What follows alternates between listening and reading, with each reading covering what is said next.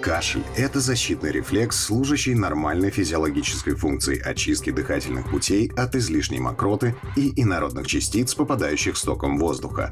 Это частое явление при простуде. Когда его стоит лечить и, самое главное, чем? Об этом расскажет руководитель клиники доказательной медицины, кандидат медицинских наук Алексей Парамонов. Доброе утро. В эфире программа «Твой доктор». Здесь мы говорим о правильной медицине с правильными докторами. Здравствуйте, Алексей Дмитриевич.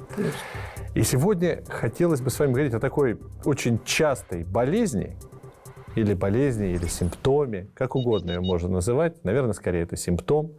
Кашель. Надо ли лечить кашель?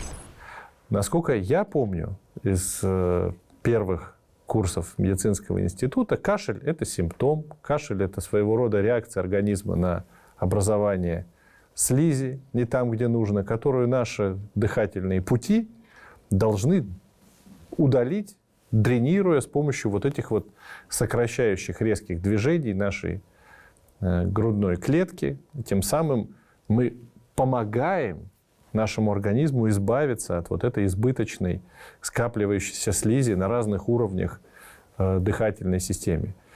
То есть это кашель – это хорошо. То, что организм сам делает, чтобы побороть инфекцию. Так вот, надо ли его лечить? В большинстве случаев действительно кашель – это хорошо. Он помогает. Природа его придумала, чтобы он очищал бронхи. Но когда пациент обращается к врачу, врач прежде всего хочет понять, от чего этот кашель.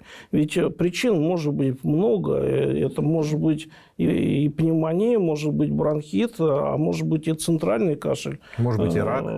Рак, да, конечно. Тут прежде всего нужно разобраться, что такое, и поставить задачу. То есть кашель – это просто один из важнейших симптомов неблагополучия дыхательных путей. Да? Да. Здесь лечить просто кашель – это вообще непонятно, что это такое. У каждого в аптечке есть что-то от кашля. Грубо можно поделить эти препараты на две категории. Первая категория – это подавляющий кашель, как сам факт. А вторая категория – это отхаркивающие. Они условно противокашлевые. Они не предназначены для того, чтобы подавить кашель, они предназначены для того, чтобы мокрота легче отходила. То есть мокрота должна стать более жидкой, тогда она отходит. Да. Я скажу пару слов про первую группу. Угу. Они иногда бывают очень полезны. Например, при коклюше, когда очень тяжелый кашель. То есть, когда симптом очень тяжелый и тягостный, то этот симптом стоит уменьшать. Да, как температура высокая, мы ее понижаем, хотя тоже это защитная реакция организма на инфекцию, такая основная, природная. Да? И то же самое здесь. Симптом сильный, дискомфорт вызывает, мы его немножко должны придушить. Да, кашель бывает такой сильный при коклюше, что даже ребра ломаются. Но у нас здесь другая проблема. У нас нет достаточно эффективного препарата, который может его полностью убрать при коклюше, например. Это еще вопрос для фармакологии, чтобы его разработать. Но иногда мы подавляем центральный кашель психогенный при помощи антидепрессантов. Но это все особые случаи.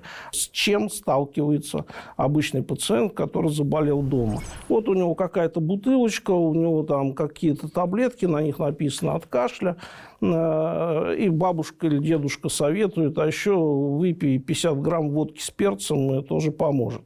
Водка с перцем – это все-таки для таких взрослых людей. Водка наверное, да. Здесь у нас законодательное ограничение по возрасту есть для таких лекарств.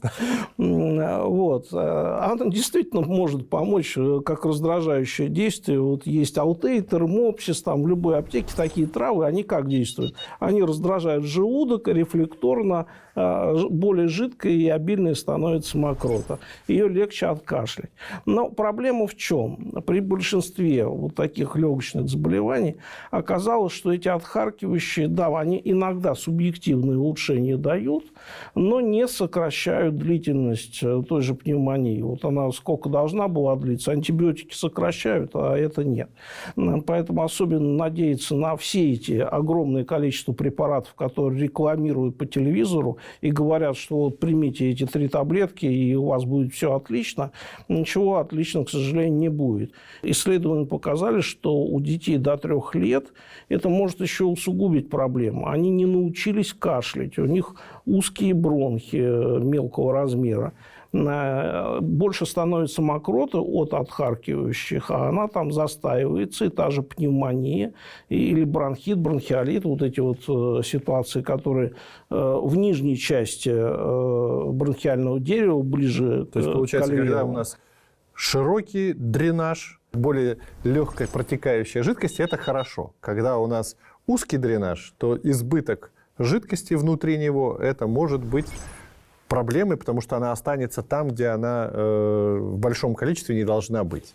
Да, мораль. Если вы взрослый человек, и у вас есть отхаркивающие, надо понимать, что это не подавляющий кашель, а именно отхаркивающие, вы можете это использовать в большинстве случаев, даже не советуясь с врачом, если вы болеете совсем недолго.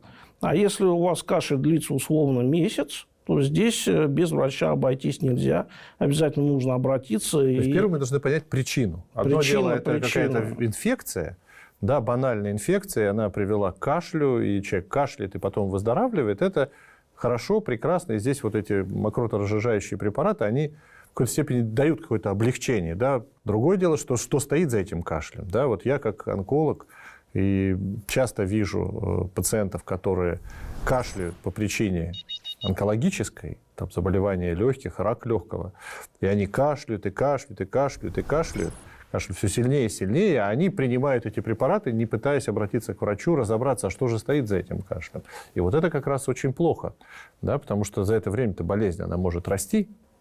Да, время упущено. Время может быть упущено. Да.